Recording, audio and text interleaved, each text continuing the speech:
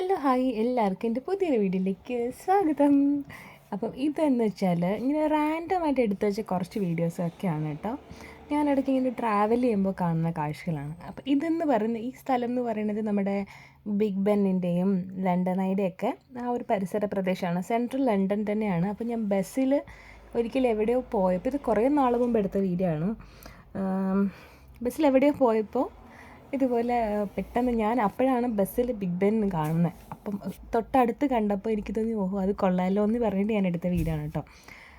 എപ്പോഴും ബിഗ് ബെന്നിൻ്റെ ഒരു back view ഉള്ള കുറേ ഫോട്ടോസൊക്കെ ഇങ്ങനെ ഇൻസ്റ്റാഗ്രാമിൽ പോസ്റ്റ് ചെയ്തേ കണ്ടിട്ടുള്ളൂ. പക്ഷേ ഇത് റിയലി നേരിട്ട് കാണാൻ ഭയങ്കര ഹ്യൂജാണ്. അതിനോട് ചേർന്നിട്ടുള്ള ബിൽഡിങ്ങുകളൊക്കെ ഭയങ്കര രസമാണ് കാണാൻ. പിന്നെ അതിനോട് ചേർന്ന് തന്നെ ഒരു പാർക്കുണ്ട്. ഒരുപാട് ആൾക്കാരുണ്ട്. എപ്പോഴും നല്ല തിരക്കാണ്. ഭയങ്കര ലൈവാണ് ആ സ്ഥലം. അത് മാത്രമല്ല, ബിഗ് ബെൻ കഴിഞ്ഞ് നമ്മൾ കുറച്ച് മുന്നിലേക്കൊരു പാലത്തിലേക്കാണ് കയറുന്നത്. ആ പാലത്തിൻ്റെ നേരെ ഓപ്പോസിറ്റ് തന്നെയാണ് നമുക്ക് ലണ്ടൻ ഐയും കാണുന്നത്. അത് മാത്രമല്ല, ബിഗ് ബെൻ കഴിഞ്ഞിട്ട് വരുന്ന ആ പാലത്തിൽ നിന്നുള്ളൊരു വ്യൂ ഭയങ്കര രസമാണ്. ഞാൻ എപ്പോഴും ഈ സ്ഥലം കാണുമ്പോൾ ഇപ്പോൾ ആലോചിക്കാറുണ്ട്. നമ്മൾ ന്യൂയോർക്ക് സിറ്റിയൊക്കെ കാണില്ലേ, ആ ഒരു ഭംഗി അതിൽ കാണാറുണ്ട്. അപ്പം നേരെ ഓപ്പോസിറ്റ് കാണുന്നത് ലണ്ടൻ ഐ ആണ്. അപ്പോൾ ഇതിൻ്റെയൊക്കെ നൈറ്റ് വ്യൂ എന്ന് പറയുന്നത് കിടിലനായിരിക്കും കേട്ടോ. ഇനി ഒരു ദിവസം ഞാൻ നൈറ്റ് വ്യൂ പോകുമ്പോൾ കാണിച്ചു തരാം. ഇത് ഞാൻ എൻ്റെ ഫോണിൽ ഒപ്പിച്ചൊക്കെ എടുത്തൊരു വീഡിയോ ആണ്. ബസ്സിൽ പോകുന്നതിൻ്റേതായിട്ടുള്ള ബുദ്ധിമുട്ടുകൾ അവിടെയുണ്ട്. അങ്ങനെ അതങ്ങ് കഴിഞ്ഞു. അതിനുശേഷം ഞാൻ ജോലിക്ക് പോകുമ്പോൾ ഞാൻ വർക്ക് ചെയ്യുന്ന സ്ഥാപനത്തിൻ്റെ തൊട്ടടുത്ത് തന്നിട്ടുള്ള ഒരു ഷോപ്പാണിത്. അപ്പം ഈ എന്താ പറയുക, സോപ്പ്, ലിക്വിഡ്സ് അങ്ങനത്തെ സംഭവങ്ങളൊക്കെ സെല് ചെയ്യുന്നൊരു ഷോപ്പാണ്. അവിടെ എപ്പോഴും ഇങ്ങനെ ലൈവായിട്ടുള്ള ഓരോ ആക്ടിവിറ്റീസ് ഉണ്ട്. വരുന്ന കസ്റ്റമറിനെ അട്രാക്റ്റ് ചെയ്യാൻ വേണ്ടിയിട്ടുള്ളൊരു മാർക്കറ്റിംഗ് ടെക്നിക്കാണ്. പക്ഷെ നല്ല രസമാണ്. ഷോപ്പിനടുത്ത് വരുമ്പോൾ നല്ലൊരു വാസനയൊക്കെ, നല്ലൊരു ഒരു ഫ്രേഗ്രൻസൊക്കെ നമുക്ക് കിട്ടാറുണ്ട്. പിന്നെ ഇവിടെ എപ്പോഴും ഇങ്ങനത്തെ ആക്ടിവിറ്റീസൊക്കെ കാണും. ഭയങ്കര രസം ഇത് കണ്ടുകൊണ്ടിരിക്കാൻ. അങ്ങനെ അതൊക്കെ കഴിഞ്ഞ് ഞാനൊരു ദിവസം ലിഡിൽ എന്തോ ഒരു കാര്യത്തിന് പോയി.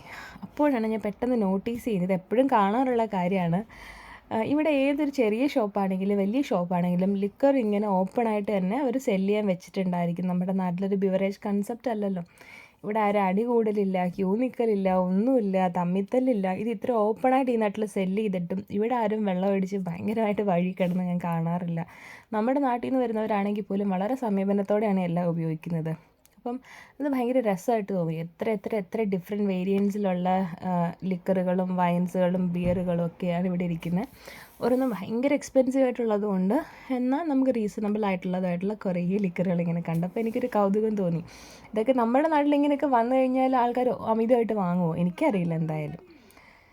അങ്ങനെ അതൊക്കെ കഴിഞ്ഞ് വേറൊരു ദിവസം ഞാൻ ഇതുപോലെ എവിടെയോ പോകുന്നപ്പോൾ സ്റ്റേഷനിൽ കണ്ടൊരു രസകരമായ കാര്യമാണ് കേട്ടോ. ആ പുള്ളി കുടിച്ചിട്ടുണ്ട്. എന്നിട്ട് എനിക്ക് തോന്നുന്നു പുള്ളിയുടെ കയ്യിൽ ടാപ്പ് ചെയ്ത് കയറാൻ വേണ്ടി കാർഡോ പൈസയോ ഒന്നുമില്ല. അതിന് വേണ്ടിയിട്ടുള്ള ടെക്നിക്കുകളാണ്. ബോധമില്ലാത്ത പോലെ ഫ്ലോറിൽ കിടന്ന് ഉരുളുക, കണ്ണടച്ചിട്ട് അത് ക്രോസ് ചെയ്യുന്ന പോലെ കാണിക്കുക, അങ്ങനെ പല ഐഡിയാസും കാണിച്ചു. അങ്ങനെ അവസാനം ഇതിവിടെ സെക്യൂരിറ്റി ഓഫീസേഴ്സിന് ബോറടിച്ചിട്ട് അവർ പുള്ളീനെ അങ്ങ് കയറ്റി വിട്ടു. വേറെ എന്ത് ചെയ്യാൻ പറ്റുമോ ഇപ്പോൾ. അങ്ങനെ അത് കഴിഞ്ഞു. പിന്നെ അതുപോലെ വേറൊരു ദിവസം വേറെ എവിടെയോ എന്തോ ഒരു ആവശ്യത്തിന് പോയപ്പോൾ കണ്ടതാണ് കേട്ടോ.